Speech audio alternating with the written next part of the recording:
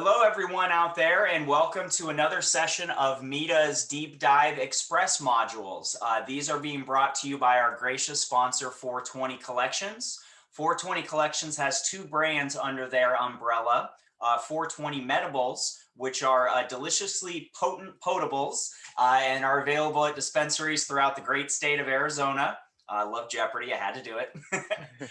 And 420 Skincare, which is their CBD fused topicals that are available throughout the country and available for purchase on their website and retailers throughout the country. So we are very gracious for them supporting and sponsoring this program. So we are very lucky and fortunate here today. We have Brad Bogus. He is the VP of Growth at Flourish, a seed to sale software provider. And that is what we are going to be talking about today is seed to sale. What software is right for my operation? A very critical component to how your operation is going to flow, how you design your procedures, your physical processes. There's so much that goes into the selection of that software and is critical for what you are going to be doing in your operations. So Brad, I wanted to give you an opportunity to introduce yourself, give yourself a background. My name is Caleb Tice from Canna Owners. I'm going to be the host and moderator here today. So Brad, tell us about yourself. Thanks for having me, Caleb. Hi, everybody. Real pleasure to be here and talking with you all. I have a background as an entrepreneur. I was basically in the marketing and media world for 11 years before deciding to join the cannabis industry as an intentional career shift. And since doing so about 5 years ago, I've been in both Colorado and California, working with a variety of different companies. My start was with The Cannabist, a publisher out of the Denver Post. And that gave me unbelievable access to basically all of the different types of people in the supply chain across the United States. If not only because the reputation of the brand was so great, but since then I've also worked with software companies out of California that are really helping arm operators across the nation for wholesale operations, for supply chain operations, for lab testing. And so, I've had sort of like this natural progression to where I'm at now with Flourish, where I'm basically in charge of all of the revenue for the company, marketing, sales, retention, customer service, right?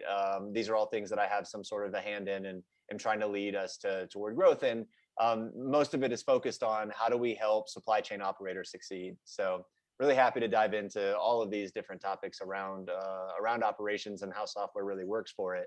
But I always come from like a true care for the industry. I've been a personal consumer for, I don't know, 15 plus years now. I know an incredible amount about the plant from a science perspective, from a culture perspective.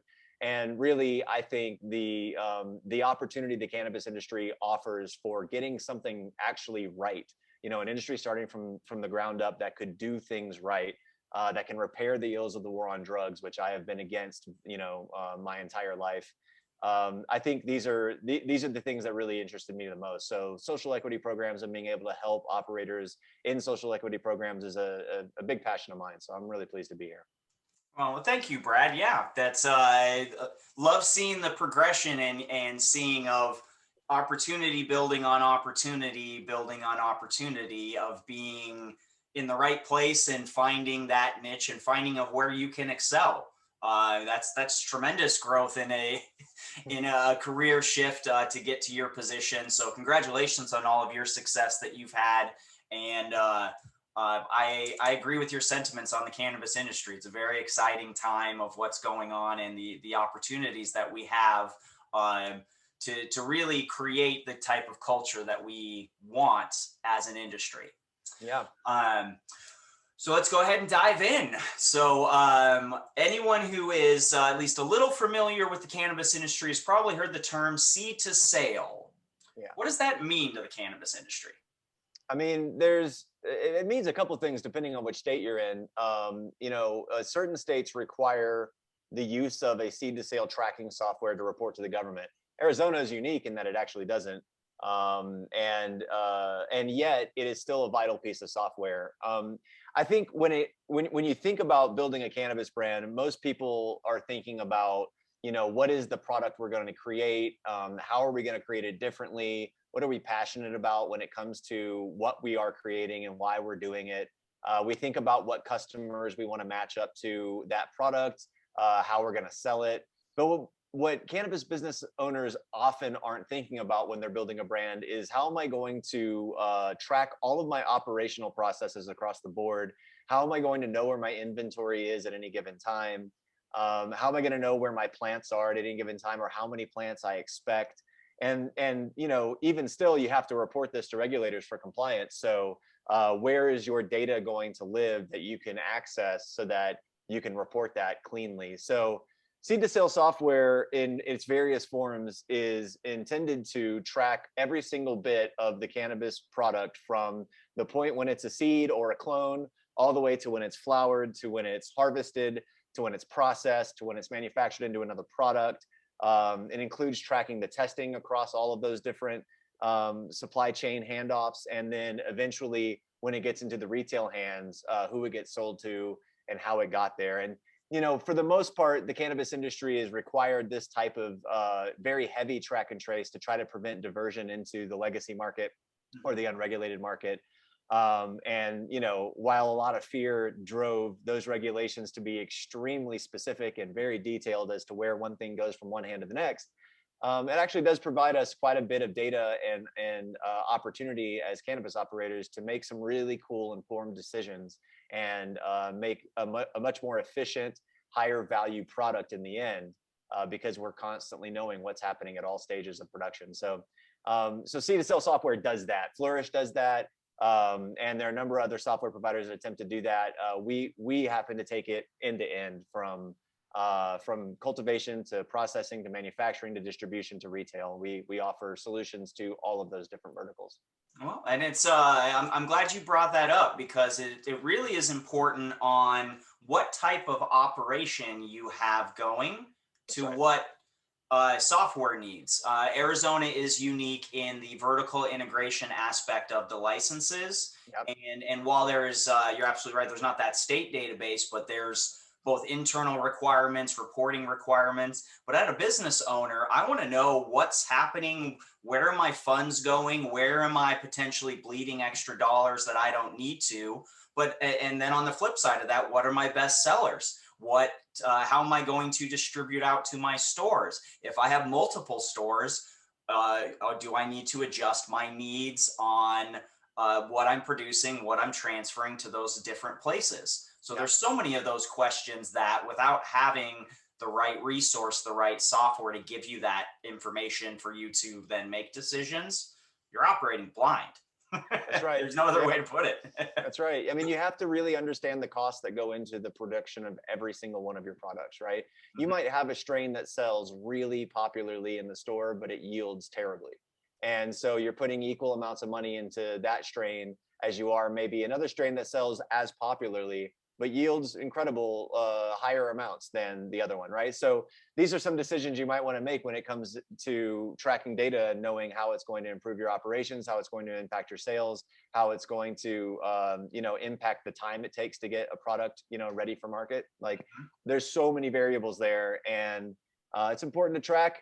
The funny thing about seed to sale software, and really just about the cannabis industry in general, is that we're talking about collecting data in an industry that is predicated off of the legacy market, where tracking data was evidence in court against you, right? So, the idea that we would be on a very finite level recording every single little bit of what's going on within an operation might seem actually sort of not intuitive to an OG cannabis operator. And I've met plenty of OGs who could tell me crazy stories about the before times when they would be raided by helicopters on farms in California, and like, they didn't even have handwritten notes, you know what I mean? Like, no data, because all data is evidence. So we're in a different paradigm now, and while it's onerous and different, it's still valuable, right? And we seek to try to say, here's the paradigm, but imagine the value you can create by tracking this data and actually monitoring it imagine the insight you can actually generate.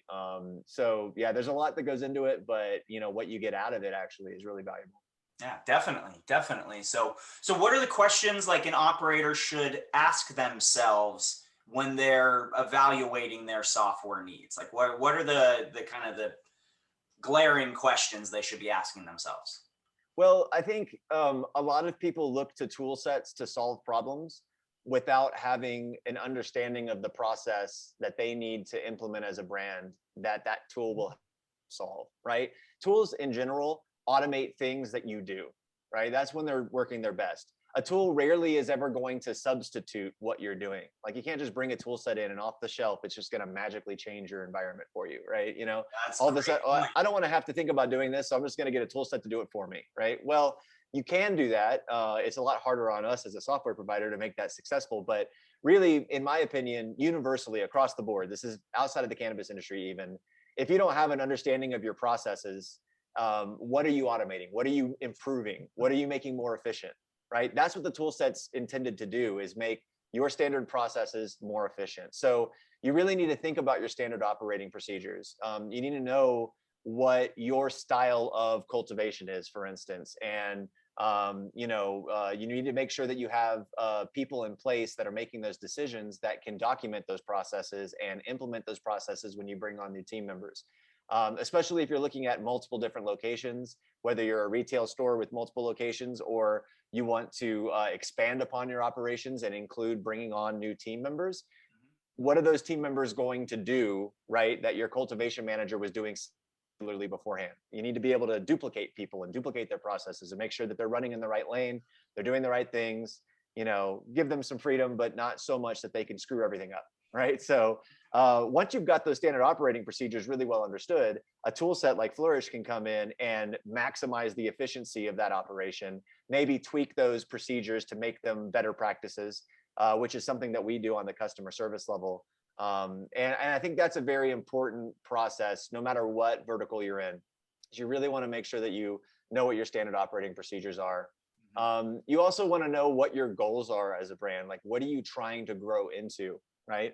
A lot of times we live in like a state of, well, this is our reality right now. We need to put the fire out, right? And like, yes, fires need to be put out, but like, how are you going to make sure that fire doesn't restart?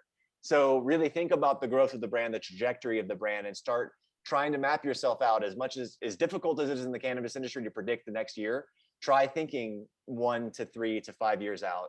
Again, this sort of basic business stuff, right? Like most people will tell you when you build a business plan to build a 1, 3, 5 year plan.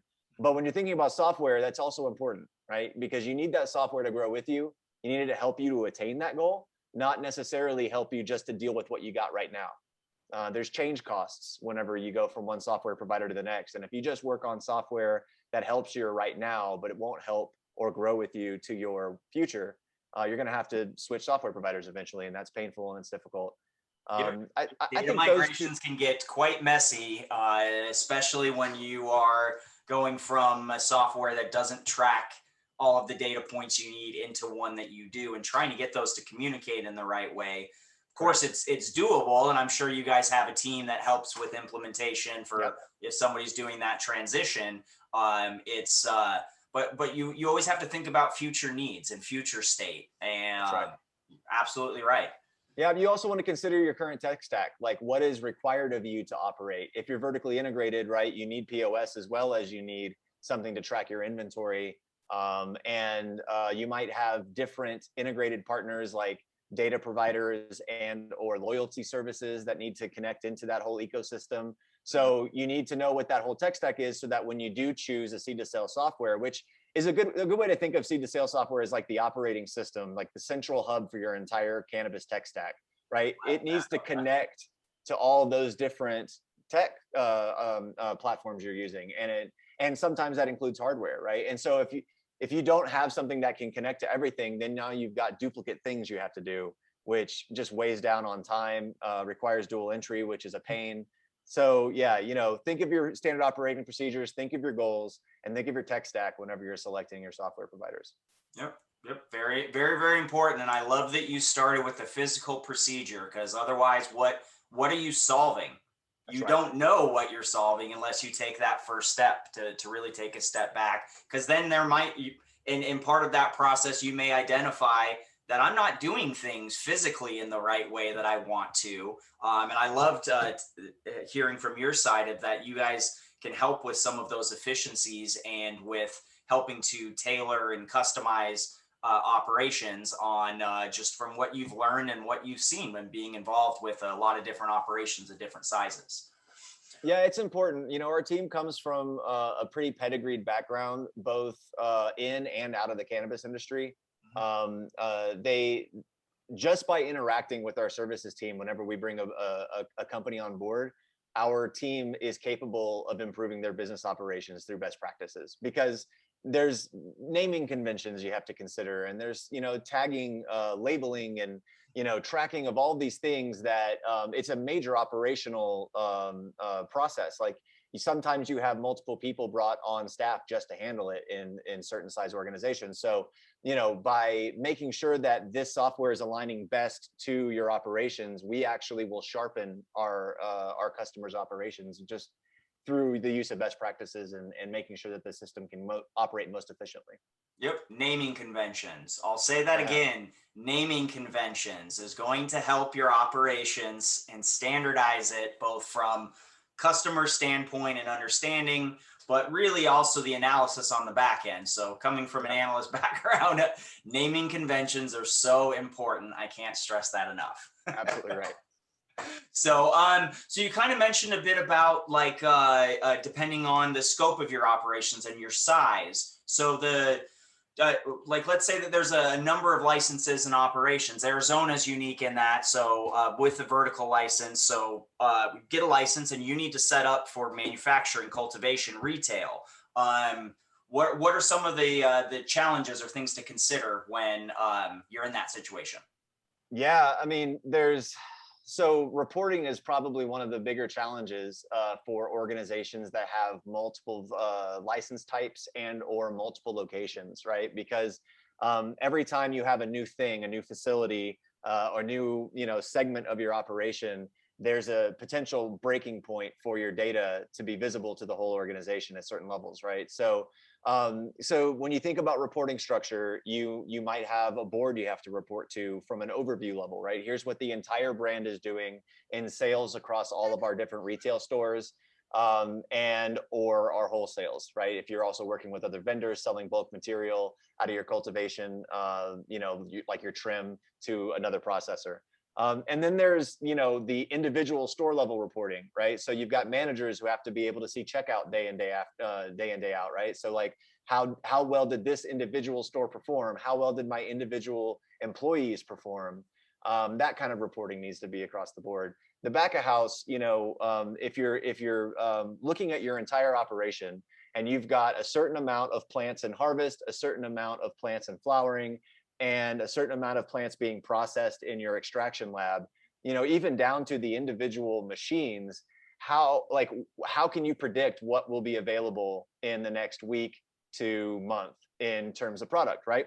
If you can see that all in one unified sort of single pane of glass, if you will, then you're able to start doing predictive analysis. You're able to say, I know we're going to have X amount on hand of this particular product. You can align discounts and marketing campaigns with that. You can align your sales team with that. If you know you're about to take down, 100 pounds of, Gorilla Glue, and there's a particular buyer out in the market whom wants to gobble up as much of your Gorilla Glue as possible. If 100 pounds are about to be harvested and ready for post cure within 2 weeks, you might be able to sell ahead of time, right? So the unification of this data is important. The more unified it is across your entire spectrum of your operations, the more you're able to predict, to see what's going on both an overview level and on an individual facility level.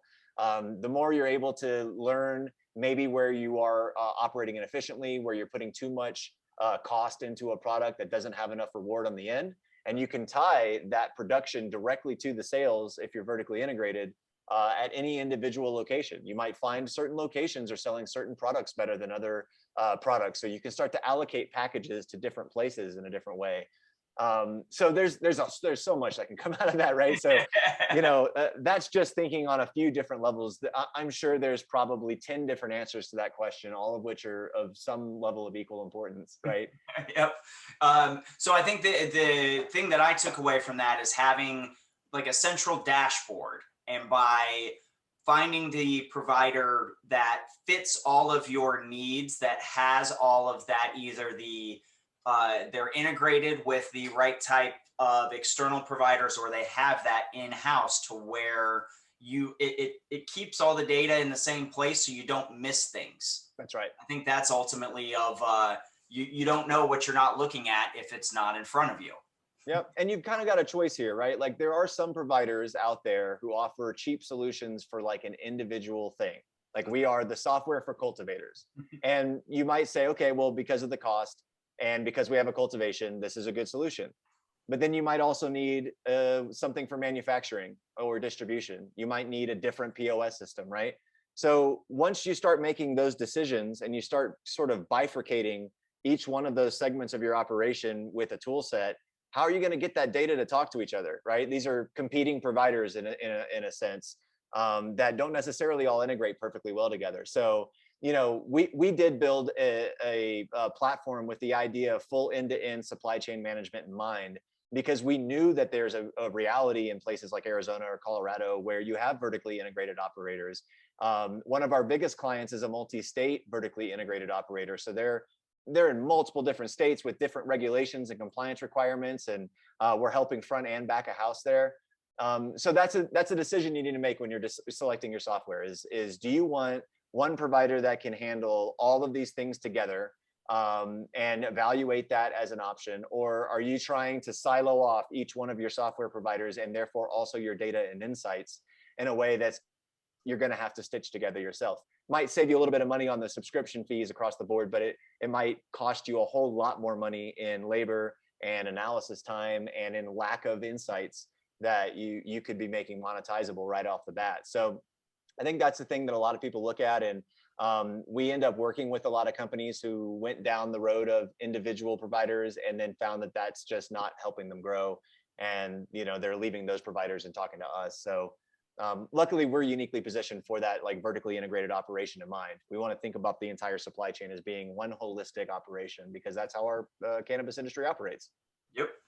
Yep, definitely. So that's one of the things also, if when going with some of the providers, that if with them not communicating with each other, or even one of the things that I found is that's by being very, very focused on one aspect of the vertical, the reporting aspect tends to be lacking. I mean, I'm not going to put out any names out there, but is where it's you're going to have to do a lot of manual manipulation to the data, which then it's the opportunity cost and the time cost of whatever you thought that you were saving. You're really ending up spending more down the road, and sometimes it's solely a budget decision of where you're at as an organization.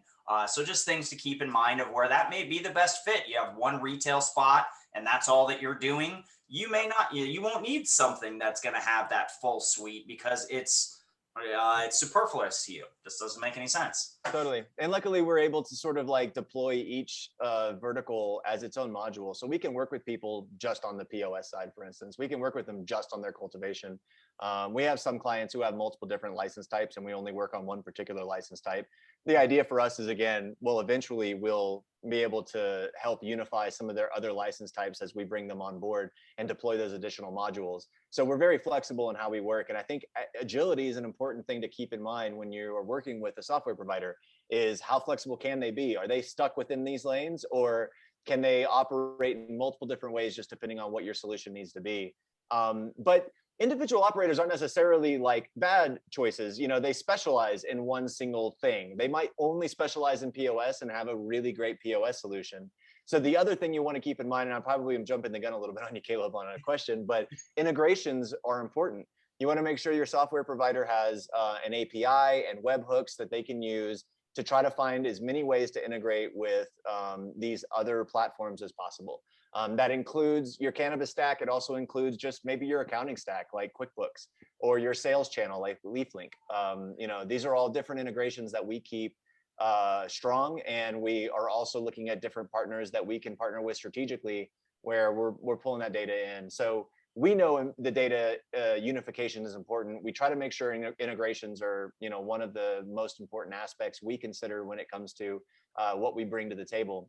And I think whether you're working with us or not, ask your software provider about API integration abilities and who they already currently integrate with, so that you know that they're thinking forwardly about that type of data unification. Yep. And I'll add to that, and not just whether or not it integrates, how it integrates, what data is sent. I've come across that where it's either a one-way push, or it doesn't include all of the details that are needed, or it's only invoices but not inventory. Like it's all about asking the questions of what's going to be the right provider for you, and asking that secondary question of, well, so what is it doing? And then being able to help to explain of what time is it saving me? Yep. Because if your provider can't explain to you of why that feature is going to save you time, I wouldn't call it a feature, but that's precisely. Okay, so we touched on integration. So I want to talk a little bit, and you already hit on this about mapping physical procedures. Give us kind of maybe a little bit of a background of, like, if you're coming in with a new, we'll just say retail operation. So we'll kind of keep it focused here for our discussion of, it's a new retail operation, and they're just now mapping their physical procedure. So, like, how does that walk us through, like, a scenario with a client of kind of high level of walking them through that process? Yeah, well, one of the things that we're going to want to know is just how the store operates from a check-in procedure, right? Like, how are you bringing customers into the store? Some people use different models for, maybe customer queuing. They might use you have a assigned number and you come to the desk whenever your number's called, but you can kind of view the menu in the meantime. Like, there's a lot of different variables that we are interacting with across the states, because every state has a different, sort of retail environment. I'm not as super familiar with the requirements from Arizona side. So if I bring up a use case that doesn't really speak to Arizona, pardon me for that. It's just because every state is so different. It's hard to keep it all straight, you know what I mean, from one to the next. So you want to know the check-in procedure. You want to know if that store is going to work with a loyalty system that you can make sure is connected, and that is in and of itself an entire operating procedure that needs to be understood. Then you also want to understand about how customer orders are fulfilled. Sometimes they're literally packed like at the register. Sometimes there's a backup fulfillment that is going to receive the order from front of house, pack it up, and then send it out to front of house. So a lot of times in these stores, you see products, but the products on the shelf aren't the products that are being offered, right? Sometimes this is for security reasons, right? So you might have a bunch of empty packages on shelves that represent the product, and then you just say, hey, I want one of these things. I've been to a store where it's almost like how you used to buy video games from Toys R Us, where you like, you know what I mean? That's its own operating procedure. You want to understand. Discounts are a huge part of how a retail store operates. Are you going to have discounts that are available on every day at a given time, like a happy hour discount? Are you going to have discounts that are universal, like a veterans discount? Or are you doing a particular promo code for a particular product, buy one, get one 50% off, right? Like, there's a whole lot of different types of discounts that retail stores operate. Usually they're using all of them all at once. And you need to make sure that the discount engine behind the POS service, mirrors that and allows them the most amount of flexibility to do all of those different types of discounts, from single-use promo codes to multi-use promo codes to be, put out in marketing or whatever. So, those are just three of many different, processes you might want to map out. And then once you have those details understood and you're talking to a software provider where you've communicated those, they should be able to show you exactly how their software will allow you to run that process, and might even show you some points where it can improve that process. So, that's at the very least from the retail side, some of the procedures you want to think about, and how the software provider should work with you on it. Definitely. So another thing to keep in mind is, let's say that you have a physical procedure, something that's pretty integral to how you want to do operations. Like you mentioned, discounts and that ability. The not having the ability to track discount codes in an appropriate manner, only being able to do it by dollar amount versus percentages, and then running into issues with rounding and just how robust is that? And is that going to match up to what your marketing plans are and what sort of programs you want to offer? As you can imagine, I'm bringing up things I've run into in the past. Absolutely. My provider did either I had to tweak it a little bit, or there was an issue with change. I mean, granted, 10 years in the industry and technology is like a lifetime ago. So things have definitely changed there. But if a provider can't, if you have a specific physical procedure that you want to do and a provider doesn't have it off the shelf, that's when you then ask the question about what level of customization do they have? How much can I make this specific to me? What are talk to us a little bit about some of that customization on Flourish's side that you guys can offer. Sure. Yeah. In fact, we were just talking with a multi-state operator about retail and really needing to know how each state retail store operates so that we can make sure that we have off the shelf the right answer for them. Right. I think out of all of the retail operating procedures, I mean, all of them are important. Sales are important. Compliance is important, but arguably discounts is the single most important thing because it is something that is constant. You won't find a retail store that isn't using some form of discounting on a constant basis and has to be managed from both the manager level to the marketing level to the individual cashier level, right? And so there's so many points for pain to occur when you don't have a really finely dialed in discount engine. And a situation that's not really pertinent to Arizona operators, but in Massachusetts, you can't offer discounts. You know what I mean? You have to have a special loophole way of getting around it that is still sort of compliant. You know, they're skirting the edges maybe a little bit here and there, right? Some of these operators, but everyone's doing it, right? So while we might build a discount engine that we can offer off the shelf that is as flexible as possible, when it comes to a situation where you're like, well, the regulations here are a little bit weird, or our store operates in this really funky way, we have to be able to adapt to that so that it can be a major win for them.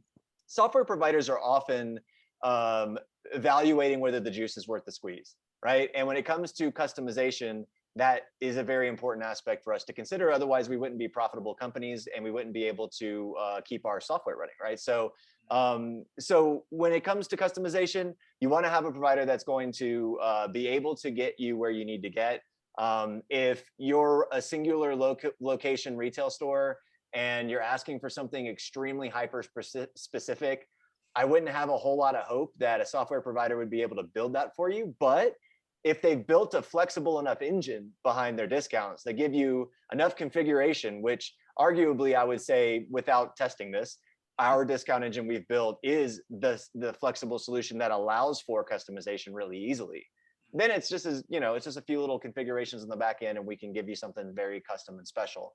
The bigger you are, the more buying power you get, right? And so, when it comes to demanding customizations, you can get a little bit more if you've got a bigger imprint. But software providers should be willing to give you the solution you need to succeed, and provided it's not irrational and unreasonable, you should be able to get it. Like, that's a demand that should be met. You shouldn't have to do janky workarounds because, well, we haven't really built it to do this, but we did build it to do that. And so, like you were saying, you just put flat fee discount in and just have your cashier people run a calculator to figure out what it is. Like, you're already off the reservation in terms of, creating operational problems whenever you're telling people to bring out a calculator. Yep. It's just not the way things should work. So yeah, I hope that answers your question. Yep, it definitely does. I hope everyone picked up on that of workarounds never really quite work the best. So that should be a flag for you to ask additional questions if you start hearing that term. Oh, we have a workaround. Oh, we have a workaround. Yeah, we can work around that. Not what you want to hear when it comes from software. No, it's fine if you have a workflow that makes sense and is rational and it doesn't require additional steps. If it requires additional steps, that requires additional time, layers of complication, more failure points, right? There's so much can go wrong the minute you add an additional thing, right? Yep, definitely. So, what are some common mistakes that you're seeing with operators? And I'll maybe tailor this more to like some of the clients that you have coming that already have existing software that are looking for a better solution. Like, what are some of the common mistakes? I think we've hit on a few of them already. Certainly, yeah. Well, I think a common mistake is shopping by price, but not shopping by operational reality, right? Um, you get what you pay for, right? We know that's like a universal maxim. And when it comes to something as very specific and complicated as seed to sale software, you're going to get what you pay for, especially. But consider that this is a very complicated problem, right? The way that the cannabis industry is regulated, the way seed to sale tracking works, this isn't the level of tracking that occurs in almost any other industry. Maybe uranium is traded with this level of track and trace, right? But that's not a consumer product. So, so you have to understand that, like, unfortunately, the situation's complicated and it requires a very adept solution that is flexible, agile, and created for that level of complication. So a lot of providers tend to try to go with what is the simplest, the easiest, and the cheapest. And maybe they might keep a certain amount of their operations off of this because it doesn't do everything perfectly, but it does enough things right that it'll work for now. It'll work for now is, again, like I said before, not going to help you grow. You know what I mean? It's Famous not going to last help you. words, man. Yeah, it's not going It's to how aid we've you. always done it, like I would Exactly. put it in that same category. Exactly. It's not going to make you more resilient. It's not going to make you more persistent. It's only going to help you make up for what you got going on now, which most likely isn't perfect, right? So I'd say, like, there's a lot of times we're cleaning up the messes of our competitors whenever that was the buying decision. I mean, we're closing a deal right now, honestly, with a company that chose two other providers over us, again, based on this same principle. Like, well, we're just going to shop for price. We're not going to shop for consideration of the operational realities. And both of those providers did not do what they didn't do, and now they're coming back to us, right? So, they've learned the tough lesson that price is not the most important factor.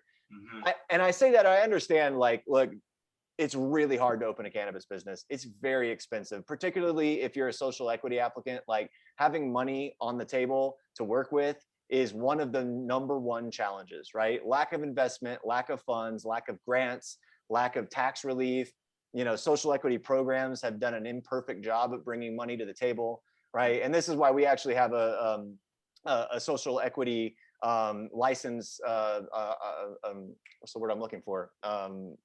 You can sign up under our social equity program, and Okay. that program provides the entire software for almost nothing for the year, right? Versus what the normal cost of it, which is, it's like a 20-something $1,000 discount for the Yeah. year's operating costs, right? That So is awesome. That is awesome. I hope everyone listened to that, to demonstrating that Flourish is doing what they can to help to provide that for the social equity applicants. I mean, it's understanding the fact that money is a big problem when it comes to starting a cannabis business, especially as a social equity licensee. It's the number one challenge, right? So, price, again, it matters. People have a budget. It's real money. You have to spend it the right way, and sometimes software can be expensive, and I get that. For every other operator out there, the access to capital is not as difficult, and so if you're shopping only on price, I guarantee you sometime in the next year to 2 years, maybe even only 3 to 6 months, you're going to be looking for another solution eventually, because it's not going to help you grow if that's the consideration. I'd say that's one of the major mistakes that we see. The other mistakes that we see, I've kind of already covered, right? Like, you need to understand your operating procedures. One thing that I think that most companies don't, they underestimate the complexity of this, and therefore they don't necessarily commit their organization to the training portion of what it takes to get up to speed working with these types of software services. So, seed to sale software, ERP systems, not easy to just pick up and start running with. It's not Gmail. It's a very complicated process. You need to know how things connect. You need to understand what user roles are able to do what and why.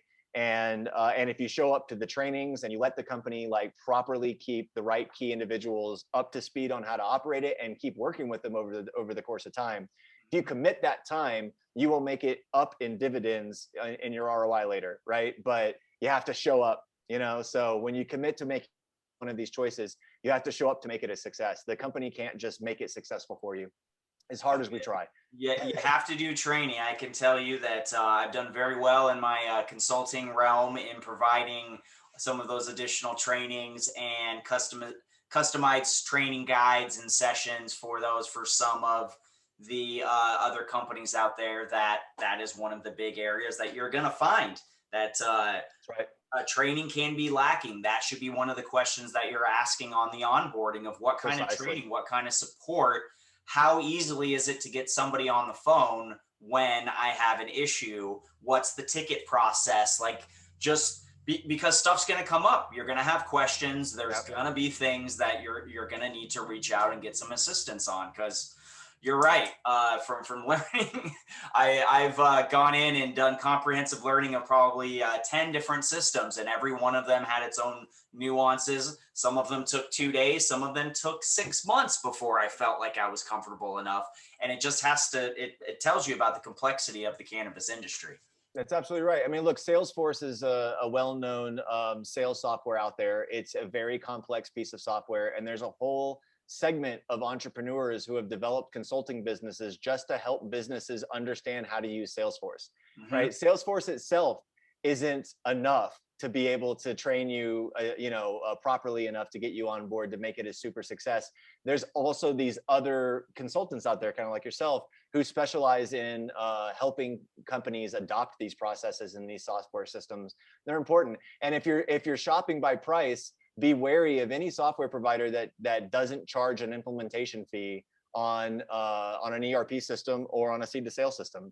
And the reason I say that is because implementation requires a lot of handholding and a lot of time to get right. We spend a lot of time on connecting data sources and making sure the data has the utmost amount of integrity and security possible. And then we spend a lot of time on training and onboarding.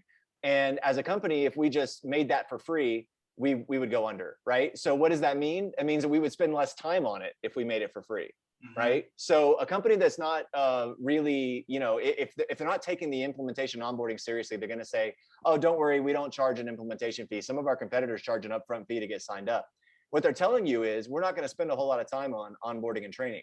We're going to make this as quick and rinse and repeat as possible for us. We're just trying to get your monthly business. But you're not going to get the attention that you really want. You're not going to get the white glove service and holding you through the training process to make sure you're successful. You're just going to get sort of, here's the access, here's the login. Yeah. And maybe here's some help docs and some videos. Good luck. Exactly. Yeah. Videos if you're lucky. If you're lucky. Yeah. So we got a few more minutes here. And I know that we've really touched on this about Flourish and kind of what makes it different and the approach that you guys take. So maybe I'll just give you an opportunity of how it meets customers' needs and resolves like issues and complaints. Because I know that that's there. I guarantee that you deal with them, because that is life. Life conflict happens. So I'd love to hear on, like, if I have an issue, just to help to give an operator an idea, like my system is either not functioning right, or I have a functionality issue, or I don't remember how to do this. Like, how does that process work for you guys? Yeah, I mean, we've got a very robust services team that spends an inordinate amount of time making sure that we are providing the highest level of service possible. This is a major differentiation point between software providers, is what level of customer service they offer. Unfortunately, everybody says the same thing, right? Which is like, oh, our customer service is world class, 5 stars, right? Response time is one of the most important things when you consider customer service complaints, particularly if you're dealing with retail and your POS is down for some reason, or there's a problem with a discount that you're not able to apply, and you've got a whole line of people waiting to get in for some 420 special or for happy hour, right? Like, you need to be able to solve those problems quickly. And if you're waiting hours or days to get a response from the customer service team, that's not going to help you. That's only going to hurt you. So we pride ourselves in very rapid response. Trying to always monitor what our customer service response to tickets are, so that we know that we can continually iterate towards getting that down to the shortest amount of time possible. We know that there's value in reducing that amount of time as operators ourselves. We know that our customers appreciate that and they see that, and that's where we get a lot of our testimonials from, is in that response time and in the level of response. You want to make sure the team knows what they're talking about. That's both from a technology perspective and from a customer reality perspective. One of our heads of success used to be a cannabis cultivator in Washington, and he knows a lot of the ins and outs of how these operations work. As well as our team comes from a real pedigreed ERP system background traditionally as well. So we know how the software should work and should adapt to solve actual operational realities in the cannabis world and in the industry. And you want to make sure your providers also understand that.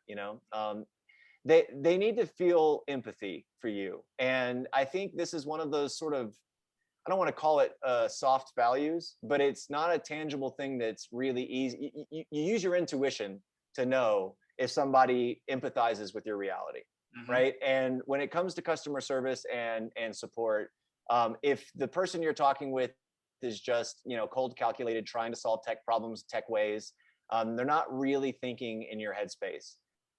I personally, I studied acting in college, and I've always brought this level of observation of human behavior and psychology and everything that I do. And I think empathy is the most valuable thing that a customer service team can bring to the table, right? So when we get a complaint, we need to understand that complaint, not hear the words, but understand the complaint, right? Because sometimes what we're getting in words don't actually describe the level of the problem, right? Treating the symptom, not the disease, is a phrase that I think comes up often when it comes to people who don't have that level of empathy. So use your gut instincts. If you're evaluating multiple operators, ask them very pointed questions about their experience, about how they work with problems that their customers experience, about their level of knowledge of the reality that they experience, and what that team can really bring to the table to make sure that they're being heard, and a solution is being deployed as soon as possible.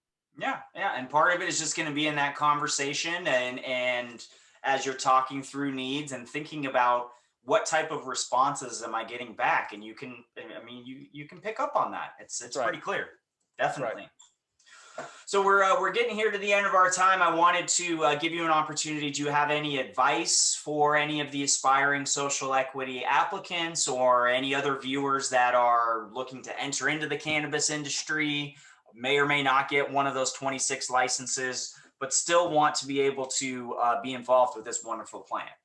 Yeah, probably a few bits of advice, maybe a little bit more esoteric than specific, right? But the first thing I'd advise is to not be seeing green. If you think that the cannabis industry is a quick money grab, you're wrong. If you think it's a 5-year money grab, you're wrong, right? It's a hard road. It has great rewards, but don't think this is a quick, easy in and out cash grab. And don't think that, don't make the mistake that, cannabis operators are making money hand over fist. They're not, right? There's 280E taxing that you have to keep in mind, that until federal legalization happens and we have a major reform of the cannabis tax code, prevents you from being able to write off expenses the way that normal businesses are able to write off, and therefore makes it a more costly business to run. So if you're coming from outside of the industry and you're like, I'm interested in getting in on the ground level of this robust multi-billion-dollar industry in the nation, keep in mind, you have to build a real brand, right? You have to focus on the core fundamentals of building a solid company. If you focus on that, doing the right things by your customers, building the right products that your customers want, not trying to be everything to everybody. These are some of the pitfalls people make because they're trying to chase the green, and rushers don't do really well in the cannabis industry. That's just really the reality of it, right?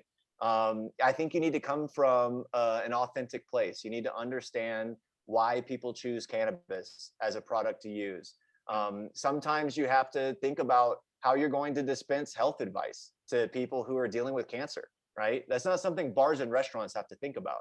Nobody comes to a bar and is like, dude, I've got rheumatoid arthritis. What's the best alcohol on your shelf to deal with that? You know what I mean? That's Yeah. not a thing that happens, but it happens regularly in the cannabis industry. And the answer to those questions that means a ton to the consumer, Mhm. right? Some people are trying to just, have a healthier lifestyle. They don't want to drink alcohol anymore. They don't want to inhale smoke anymore, and they might want to be switching. So, you really want to make sure you're building a real brand. You understand what people need and want and why, and really connecting to them on an authentic level. And if you build an authentic brand that really connects with consumers, then you can actually have a path to success. It's just doing the right things the right way. Mhm. It's kind of simple in that regard, but it's also easy to mess up. The other thing I would say is, most successful people anywhere, but especially in the cannabis industry, don't want you to know that they got where they got because of the people in their network. Mhm. It's not like they just showed up and they were, God's gift to the industry, right? Like, oh, all my previous experience predicated me on having success when I joined the cannabis industry. These people knew people, right? I knew people. That's how I got into the cannabis industry. I made a very hard switch from, 11 years in advertising and marketing in Austin, Texas, to running one of the most reputable cannabis publications in the entire nation, like as my first job in the cannabis industry. And the reason I got that opportunity is because I knew the person from my past experiences that was making hiring influence decisions on that position. So I had to earn the position, but I mean, I'm privileged. I have that network. I'm a white guy in the industry that can, predicate my history of success and bring it in. But what I've done in the past, it's informative, but it's not relevant mostly to how the cannabis industry operates. I built an entire career on digital marketing. Mhm. The cannabis industry. What kind of digital marketing opportunities do we have? We can't even use social media, right? Yeah. So like, Yeah. the only reason I'm here at the level that I'm at is because I knew the right people and I worked my relationships. And I think that a lot of times we like to project success as being merit based, as being something that I accomplished. I created this, I did that. I've only done what I've done because of who I knew and the teams that I've worked with, Mhm. right? We accomplished many things together. I've never personally accomplished one thing by myself that was monumental. So, these things Second are that, man. right. I would second that. Look, I'm the first to admit I don't know what I'm doing 1 minute to the next. I'm just trying to figure it out based on what I've done in the past and using, history to inform and cues and signs to try to make the right best guesses. But nobody knows what they're doing. Right? Really, it's a matter of just working relationships and making sure you're building really good, authentic connections to the right movers and shakers, and ones that understand you and your position, right? Whether they're in your community or without your community, you want to make sure that you've got the right mentors and the right advisors and the right, just connects. Mhm. That I think is the most valuable part about entering the industry. Especially true again if you're a social equity licensee. Whom is going to protect you, let alone also get you access to capital in certain methods. And really within your own community, you're going to find probably more access to capital than you will outside of your community. So, I think connects, mentorship and advisors, build your network there, and you should be able to get access to any part of the industry that you want.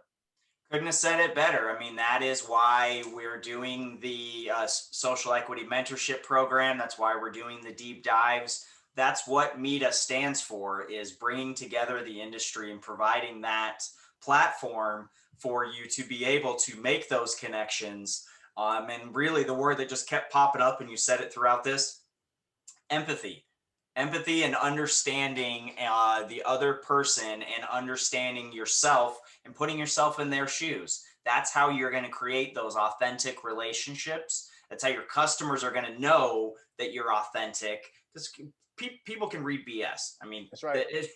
that they know it. I was a terrible server because people could tell that I was faking it the whole time. I was 19 years old and I did it one time, and I was a Yep. terrible server. So I knew that that was not for me because I was faking it Sure. the whole time. Once I Sure. started to become authentic, I saw my success happen, and I've been very, very fortunate. So I once heard a great phrase, which is you have two ears and one mouth. You should use them both in proportion to one another.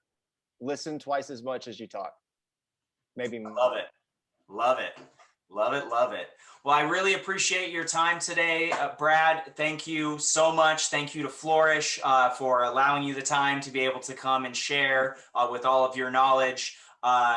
Wanted to send out another thank you to our sponsor, 420 Collections, for sponsoring the deep dive and helping us all out.